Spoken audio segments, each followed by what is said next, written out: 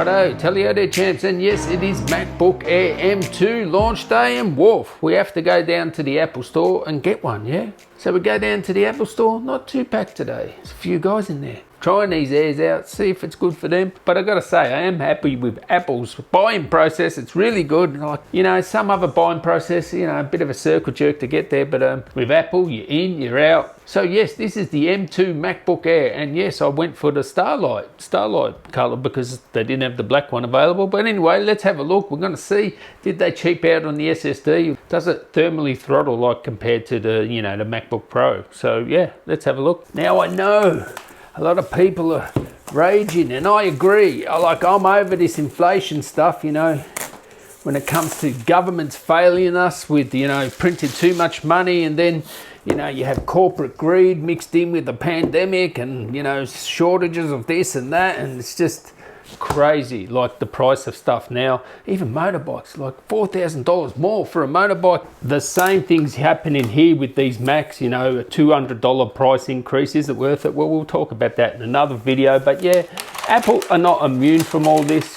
Extra shipping costs, you know, component costs. Ooh, it feels really nice in the hand, I gotta say. Wow, first new design in a while for this MacBook Air. It feels really nice. This color, what do you think? Starlight, Starbright, looks pretty good. Feels, you know, noticeably lighter than the other MacBook Air. I really like this design. Maybe it's worth it just for the design. You get a bit of better display. And what else do you get? You get the M2, of course, which has a much better, you know, GPU than the M1. So that's the big deal, the GPU, and it feels nice and light. And other than that, just looks like a normal Mac, but yeah, I like the design of it, it's nice. But I am with you guys about the $200 price increase. It's like, yeah, a bit abhorrent, especially for a company that makes so much money. But hey, Apple are here, not to be your friends. They're gonna sell a ton of these. You know, it doesn't really matter to Apple. Doesn't matter what we think. I mean, people are even buying big Macs, taking out the lettuce and then selling the lettuce. That's how much lettuce costs here in Australia. And yeah, we, you know, get the old Jolly Roger bent over and get the old Greek love, and we just have to pay this extra 200. So we'll just do a couple of tests. I'm going to do a gaming test and etc. So make sure you do subscribe. But so far, I'm loving the design of it. It looks nice. It feels nice. It's just, yeah, whole new world with this MacBook Air. So okay, most people want to know, will this throttle and how much does it throttle? We'll just talk about that in a sec. Does it make the old MacBook Pro look dated?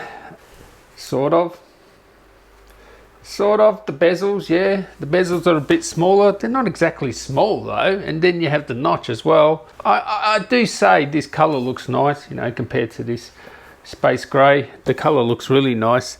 Does feel nice. I don't like the keyboard compared to the MacBook Pro. MacBook Pro has a better keyboard, especially the 16-inch. But yeah, it's a nice little product. It's nice, small. It's an awesome thing. If you want an Ultrabook with great battery life, it's gonna last a long time, this is your go-to with an awesome display.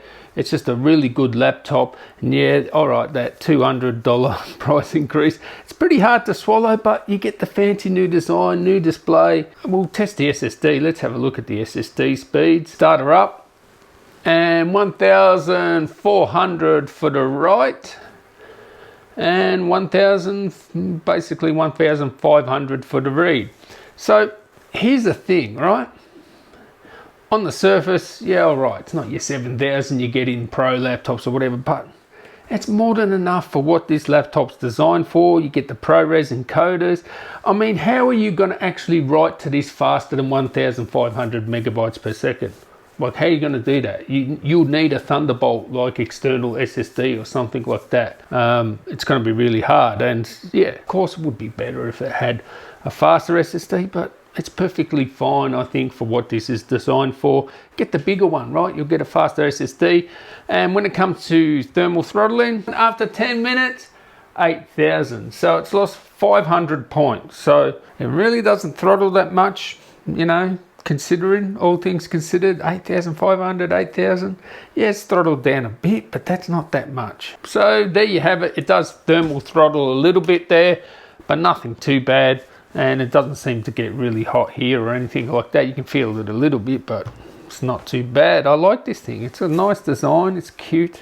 stay tuned for my gaming videos, etc. on this. And would I cough up the extra 200 US? I have to think about that one. I have to think about it. I'll do some more testing. Anyway, I've already thought about it. Yeah, the ProRes encoders, you know, I would use this as a video editor, and I think they make sense and the better display. And yeah, I probably would.